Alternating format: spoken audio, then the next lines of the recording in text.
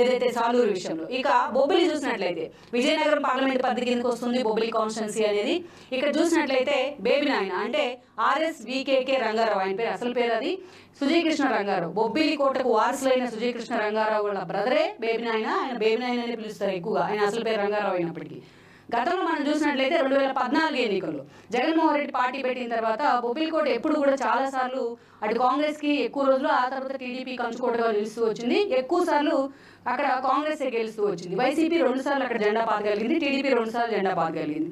అది కూడా సెంబంగి అప్పలనాయుడు కారణంగానే అక్కడ జెండా పాతగలిగింది టీడీపీ 2 సార్లు. సో అలాంటి సెంబంగి గత ఎన్నికలకు ముందు టీడీపీని వీడి వైఎస్ఆర్సీపీ జెండా కప్పుకునే ప్రయత్నం చేశారు. గత ఎన్నికల్లో మనం చూసినట్లయితే 2014లో అక్కడి నుంచి సుజయ్ కృష్ణ రంగారావు ఎమ్మెల్యే అయి ఉన్నారు. ఆ తర్వాత ఆయన టీడీపీ జెండాకి కప్పుకునే ప్రయత్నం చేశారు. ఆయనకి మంత్రి పదవి కూడా రావడం జరిగింది. 2019 ఎన్నికల్లో సెంబంగి వైసీపీ నుంచి పోటీ చేస్తే ఆయన చేతిలో సుజయ్ కృష్ణ రంగారావు ఓడిపోయినారు. సో ఈ రోజున సుజయ్ కృష్ణ రంగారావు పోటీ నుంచి తప్పుకున్నారు. ఆయన బ్రదర్ అయిన బేబీ నాయన అక్కడి నుంచి రేస్లో ఉన్నారు.